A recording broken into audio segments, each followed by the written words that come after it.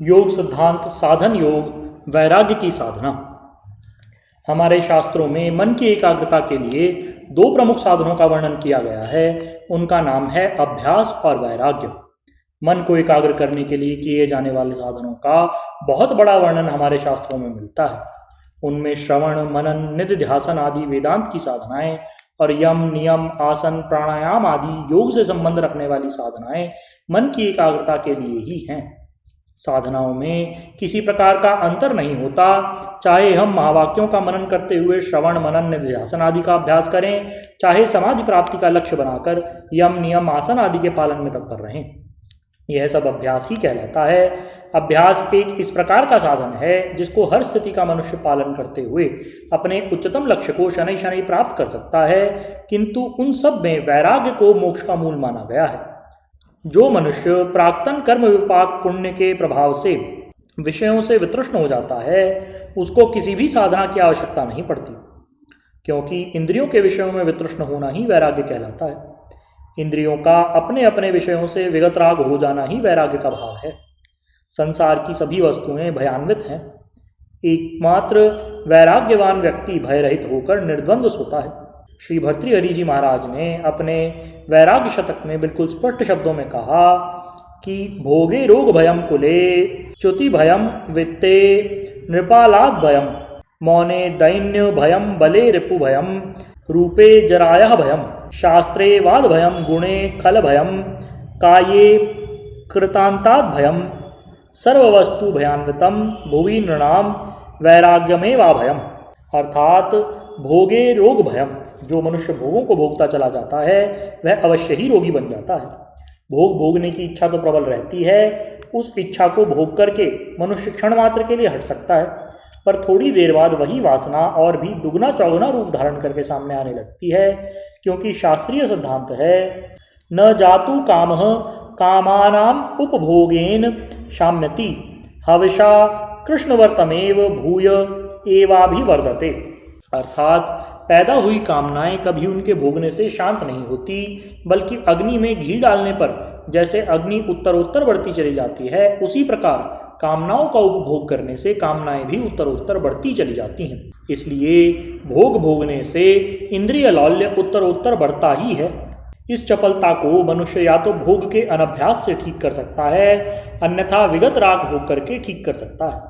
उपर्युक्त श्लोक में श्री भर्तृहरि जी महाराज ने भोगे रोग भयम कहकर भोग का अंतिम परिणाम दिखला दिया। भोग भोगने से इंद्रियों की चपलता दिन प्रतिदिन बढ़ती ही जाती है। जितनी चपलता बढ़ेगी उतना ही मनुष्य भोग का भोक्ता बनता जाएगा।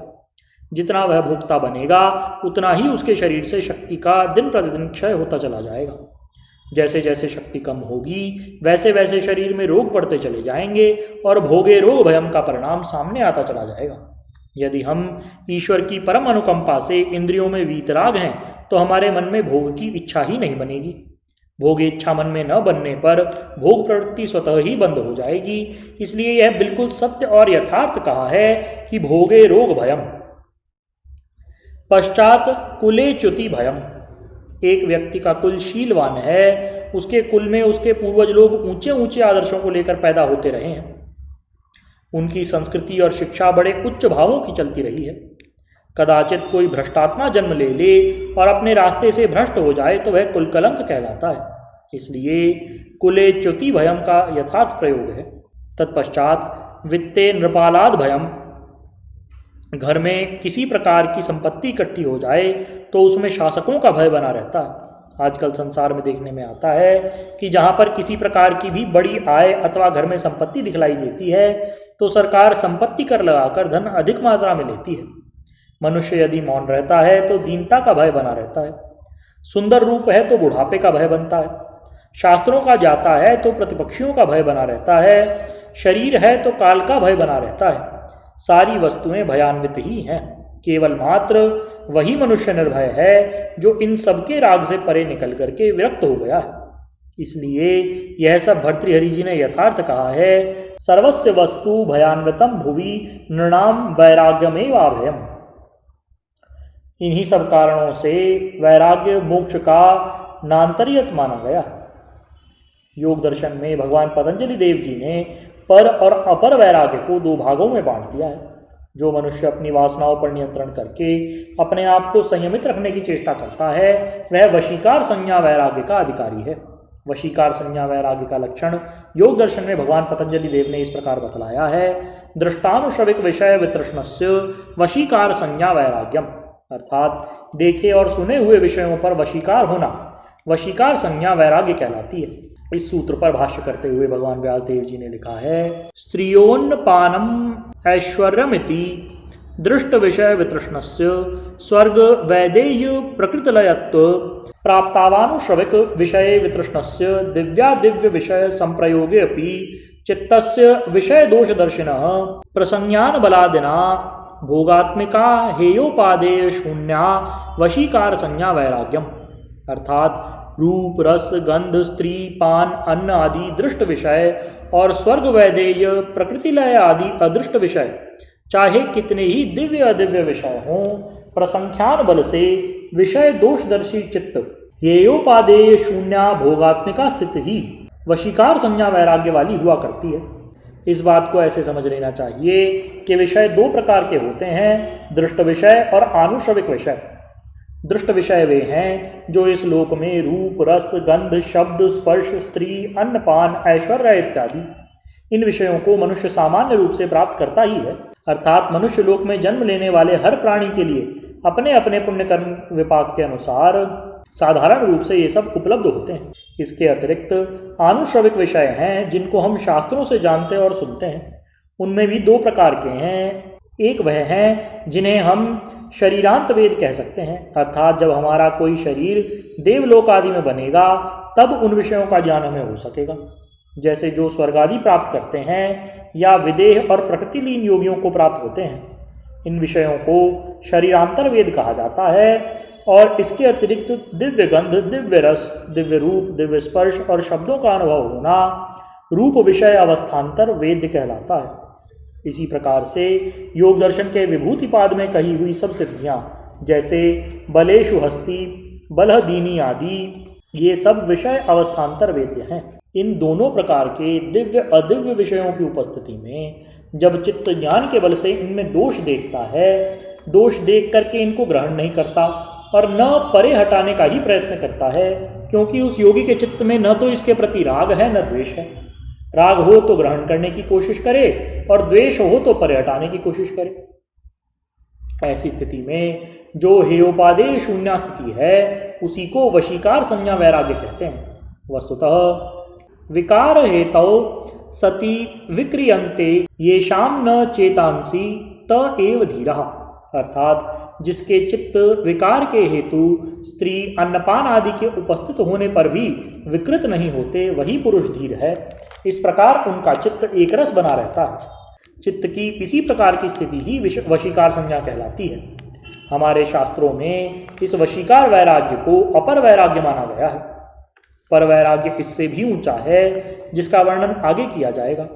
विषयों में राग न होना ही वैराग्य का कारण नहीं है, क्योंकि कभी कभी ऐसा भी देखने में आता है कि जो लोग तीव्र रोग आदि से पीड़ित हो जाते हैं उनका भी विषयों में राग नहीं रहता और विषयों में अरुचि हो जाती है, किंतु इसका नाम वैराग्य नहीं और न ऐसे वैराग्य से योग सिद्ध ही होता है। कदाचित किसी व्यक्ति को विषय उपलब्ध ही ना हो और वह कह दे नहीं जी हम तो विरक्त हैं, तो उनकी विरक्तता कोई महत्व नहीं रखती, क्योंकि उनको वह वस्तु उपलब्ध ही नहीं, या वस्तु उपलब्ध होने पर जिनकी इंद्रिय शक्ति क्षीण हो चुकी है, ऐसी स्थिति में कोई कह दे कि हम विरक्त हैं तो यह भी गलत ही है, क्योंकि उनके अंदर विषय भोग का सामर्थ्य ही नहीं। वस्तुतः देखे और सुने हुए विषयों में राग का प्रसंख्यान बल से उत्पन्न ही न होना वशीकार संज्ञा वैराग्य है। हमारे शास्त्रकारों ने इस अपर वैराग्य को अलग अलग 4 विभागों में बांटा है, जैसे यतमान संज्ञा, व्यतिरेक संज्ञा, एकेंद्रिय संज्ञा, वशीकार संज्ञा वैराग्य। इन चारों को इस प्रकार समझ लेना चाहिए। इंद्रियों के विषय अपने अपने रागों में मनुष्य को प्रवृत्त करते हैं। जैसे ही वासनिक भोग सामने उपस्थित हुए योगी उनसे बचने की चेष्टा करता है, अपने चित्त पर नियंत्रण करता है, इसका नाम यतमान वैराग्य है। ऐसा प्रयत्न करने पर जब योगी देखता है कि मैंने अमुक अमुक विषयों पर अधिकार प्राप्त कर लिया है और इन विषयों पर अधिकार प्राप्त करना शेष है, ऐसे वैराग्य को व्यतिरेक संज्ञा वैराग्य कहते हैं। कदाचित अभ्यास बल से या अंतरानुभूति के बल से जब जब रागद्वेष आदि इंद्रियों को बाह्य विषयों में प्रवृत्त करने में असमर्थ हो जाते हैं किंतु मन में सूक्ष्म रूप से टिके रहते हैं, इस प्रकार की संज्ञा का जो योगी है किसी विषम अवसर पर दिव्य विषय जैसे ही उसे प्राप्त होते हैं तो उसका मन क्षुभित हो सकता है। ऐसे वैराग्य को एकेंद्रिय संज्ञा वैराग्य कहते हैं। इससे भी उत्तम राग की सूक्ष्म रूप से निवृत्ति हो जाती है और दिव्यादिव्य विषय उपस्थित होने पर भी बराबर उपेक्षा बनी ही रहती है। यह वैराग्य की तीनों श्रेणियों से उत्कृष्ट है। पहली तीनों अवस्थाओं का वैराग्य निरोध का कारण नहीं बनता। निरोध का कारण तो चतुर्थ भूमि वाला वशीकार संज्ञक वैराग्य ही है। इसलिए इस वैराग्य का निरोध के साधनों में वर्णन किया गया है, किंतु यह अवस्था योगी को वैराग्य की पहली तीन भूमिकाओं को लांघ करके ही प्राप्त होती है, सहसा प्राप्त नहीं होती। जैसे जैसे मनुष्य का अपर वैराग्य सिद्धि स्थिति में आता है वैसे वैसे मनुष्य पर वैराग्य की ओर अपना कदम बढ़ाता चला जाता है। पर वैराग्य में ही मनुष्य की रस प्रवृत्ति पूर्ण रूपेण हट पाती है। भगवान श्री कृष्ण ने गीता के दूसरे अध्याय में कहा है, विषयाम निवर्तन्ते निराहारस्य देहिनः रसवर्जम रसोप्यस्य परम दृष्ट्वा निवर्तते। अर्थात निराहार व्यक्ति जब रसादि के विषयों से दूर रहता है तो उसकी वासनाएं मन से हट जाती हैं, किंतु रस की भावना नष्ट नहीं होती। उसकी रस की भावना परदर्शन के बाद ही हट पाती है। जब मनुष्य को परदर्शन होता है तो उसकी चित्त वृत्तियां निरुद्ध हो जाती हैं। एक प्रकार से वह अपनी स्वरूप स्थिति को प्राप्त कर लेता है और अपने स्वरूप का दृष्टा बन जाता है। निरोध स्थिति ही योगी की स्वरूप स्थिति है, जिसके लिए योग दर्शन मुंह खोलकर कहता है, तदा दृष्टुः स्वरूपे अवस्थानम, अर्थात तदा तस्मिन् स्थितौ दृष्टुः जीवात्मनः स्वरूपे अवस्थानम तदानीं स्वरूप प्रतिष्ठा तावत् कीदृशी यथा चित्ती शक्तिर्भवति कैवल्ये। अर्थात जैसे चेतन शक्ति कैवली भाव को प्राप्त होने पर हुआ करती है, उस समय आत्मा बुद्धिबोध को छोड़ करके अपने स्वरूप में ठहर जाता है। इसी को स्वरूप प्रतिष्ठा कहा गया है। इसी को श्री पतंजलि देव ने पर वैराग्य के रूप में वर्णित किया है, यथा तत्परम पुरुष ख्यातेर गुण वैतृष्ण्यम। इस सूत्र पर भाष्य करते हुए भगवान व्यासदेव जी कहते हैं, दृष्टानुश्रविक विषय दोषदर्शी विरक्तः पुरुष ध्यानाभ्यासात् चित्त शुद्धि प्रविवेकाप्यामित बुद्धिर्गुणेभ्यो व्यक्ताव्यक्त धर्मकेभ्यो विरक्त इति तद्वयं वैराग्यम तत्र यदुत्तरम तदज्ञान प्रसादो मात्रम यस्योदये सत्ययोगी प्रत्युदित ख्यातिरेवं मन्यते प्राप्तं प्रापणीयं क्षीणाक्षेतव्यः क्लेशः छिन्नः श्लिष्टपर्वा भव संक्रमो यस्याविच्छेदात् जनित्वा म्रियते मृत्वा च जायत इति ज्ञानस्यैव पराकाष्ठा वैराग्यम इत्यस्यैव ही नान्तरीयकम कैवल्यमिति। बुद्धिबोध आत्मा पुरुष जैसे जैसे प्रसंख्यान की ओर चलता है वैसे वैसे उसका बुद्धि विवेक और निर्मल होता चला जाता है। धीरे धीरे पुरुष दर्शन के अभ्यास से अपने स्वरूप में अवस्थित होकर वह जिज्ञासु व्यक्ताव्यक्त कर्म वाले गुणों से भी विरक्त हो जाता है। इस प्रकार से वैराग्य दो प्रकार का माना गया है।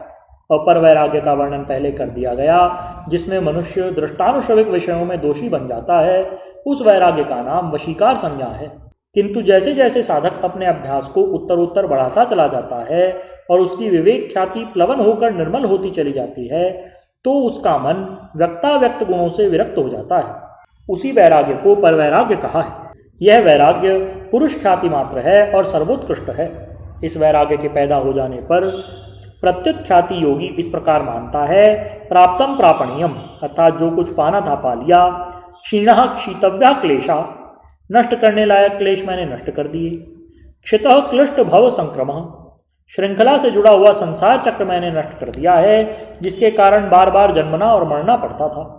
इसी वैराग्य को मोक्ष का नान्तरायिता माना गया है, अर्थात यह वैराग्य मोक्ष ही है। इस स्थिति को प्राप्त हुआ योगी केवल मात्र बुद्धिबोध की अस्मि वृत्ति से ही अवशेष रहता है।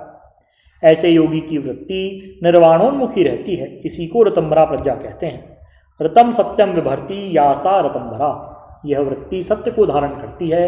योगी अपने पूर्ण तेज के साथ अस्मि अस्मि अमेवास्मि, यह सब कुछ मैं ही हूँ, ऐसा अनुभव करता है। इसी को पर वैराग्य का अंतिम परिणाम बताया है। योगाभ्यास करने वाले साधक को जैसे जैसे अंतर्मुखता प्राप्त होती है, वैसे वैसे वह वशीकार संज्ञा वैराग्य को प्राप्त होता चला जाता है। और जैसे जैसे विवेक ख्याति की ओर आगे बढ़ता है, वैसे वैसे वह पर वैराग्य को प्राप्त हो जाता है और संसार के जन्म मरण के चक्र से छूटकर अपने स्वरूप में स्थित हो जाता है। इसी का नाम कैवल्य है। पुरुष का बुद्धि बोध को छोड़कर अपने स्वरूप में स्थित होना ही केवली भाव है। इसीलिए योग के जिज्ञासु साधक को चाहिए कि वह अष्टांग योग के नियमों का पालन करता हुआ अपने आप को पूर्ण विवेकवान बना दे, जिससे परम शांति लाभ हो। सर्वे भवन्तु सुखिनः, सर्वे सन्तु निरामयाः, सर्वे भद्राणि पश्यन्तु, मा कश्चित् दुःख भाग् भवेत्। इति योग सिद्धांत भाग 2 साधन योग। बोलिए श्री सद्गुरुदेव भगवान की जय। परम प्रभु श्री रामलाल जी महाराज की जय। योगिराज अनंत स्वामी श्री चंद्रमोहन जी महाराज की जय। योगिराज श्री देवेंद्र जी ब्रह्मचारी की जय। सदाशिव भगवान की जय। वृंदावन बिहारी लाल की जय। शंकर भगवान की जय। हर हर महादेव।